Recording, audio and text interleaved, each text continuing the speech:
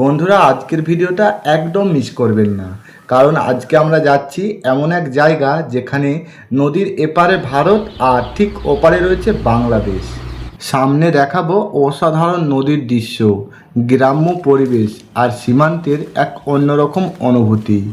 ভিডিওটা শেষ পর্যন্ত দেখুন, সামনে অনেক কিছু দেখতে চলেছেন।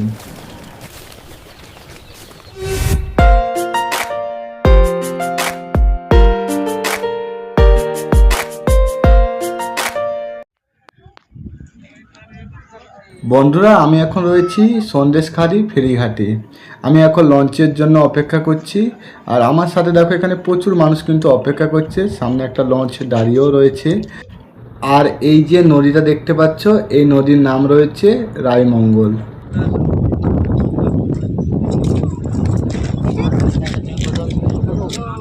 এখানে লঞ্চের পরিবর্তে আমরা একটা বড় আকারের নৌকার মধ্যে চাপবো। এখন দেখো সবাই চাপছে, আর এই যে ফেরিঘাটটা তোমাদের দেখাচ্ছি কতটা দূরে আমরা এসেছি নদী ছেড়ে। দেখো নদীর পাড়টা হচ্ছে অনেকটাই দূরে, মোটামুটি 50 মিটারের মতন দূর। ওখান থেকে আমরা এখানে এসেছি, এরপর আমরা নৌকার মধ্যে উঠে পড়বো। নৌকাটা মোটামুটি সবাই উঠে গেছে, আমি এখনো বাকি রয়েছি, আমার জন্য হয়তো ছাড়ছে না। তো এবার নৌকায় উঠে পড়ি, ছাড়ার পর দেখা হচ্ছে।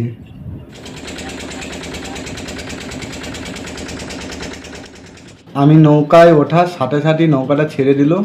সত্যি মনে হয় আমার জন্যই নৌকাটা ওয়েট করছিল। আমরা এখন নদীর ঠিক মাঝখানে, খুবই সুন্দর একটা গ্রাম্য পরিবেশ সামনে লক্ষ্য করা যাচ্ছে। আর আমরা এখন নদীর বুক ছিঁড়ে সামনের দিকে এগিয়ে যাচ্ছি। এইসব নদী পেরিয়েই আমরা এখন এগিয়ে যাচ্ছি বাংলাদেশ বর্ডারের কাছের দিকে। সামনেই রয়েছে কালিঙ্গিনী নদী, আর সেই নদীর ওপারেই দেখা যাবে বাংলাদেশ। শেষ পর্যন্ত আমরা চলে আসলাম বাংলাদেশ বর্ডার। এটাই হচ্ছে কালিঙ্গিনী নদী, আর ওই পারটা হচ্ছে বাংলাদেশ। সত্যি ভারতের মাটিতে দাঁড়িয়ে ওপারে বাংলাদেশকে দেখার একটা সত্যি অন্যরকম অনুভূতি। প্রকৃতি, নদী আর সীমান্তের এই সুন্দর দৃশ্য আপনাদের সাথে শেয়ার করতে পেরে সত্যি খুব ভালো লাগছে।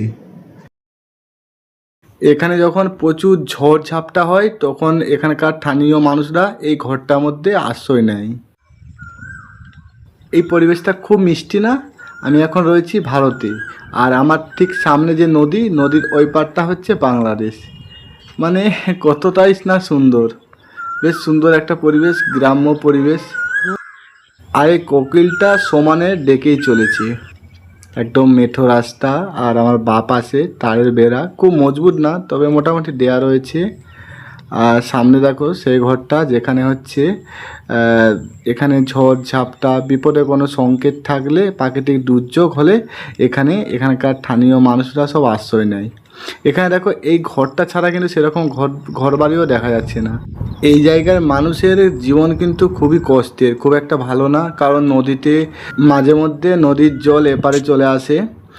আর এখানকার মানে যে সকল ঝড়গুলো হয় না, ঘূর্ণিঝড়, বড় বড় ঝড়, সেগুলো হচ্ছে তার প্রভাব কিন্তু এই অঞ্চলে একটু বেশি হয়।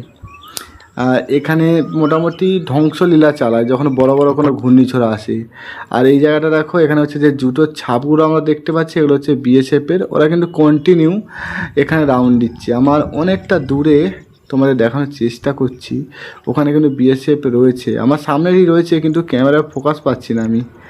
আর পরিবেশটা দেখো খুবই সুন্দর, একদম পুরো ফাঁকা। এদিকটা হচ্ছে ইন্ডিয়া, আর ওই পারটা হচ্ছে বাংলাদেশ। মানে দুটো দেশ আমি এখন দেখতে পাচ্ছি, এটা হচ্ছে ইন্ডিয়া আর ওই পারটা হচ্ছে বাংলাদেশ। আগে ওখান থেকে রাস্তা ছিল, এটা চেঞ্জ হয়ে এখন এই পারে চলে এসছে। চারিদিকে শান্ত পরিবেশ, নদীর হাওয়া আর গ্রামের সবুজ দৃশ্য, মনটা একেবারেই ভরে যায়। এখানে দাঁড়িয়ে মনে হচ্ছে মানুষ আলাদা হলেও প্রকৃতি সবাইকে একসাথে বেঁধে রেখেছে। সামনে একটা বাইক যাচ্ছে, মানে আমি একজনকেই প্রথমবার দেখলাম এখানে। এই দেখো ডান দিকে গরু আছে, মানে মোটামুটি মানুষের এখানে যাতায়াত রয়েছে। দেখো সত্যি মানে এটা হচ্ছে আমাদের ভারতের শেষ সীমানা, এরপরে হচ্ছে নতুন একটা রাষ্ট্র, নতুন একটা দেশ।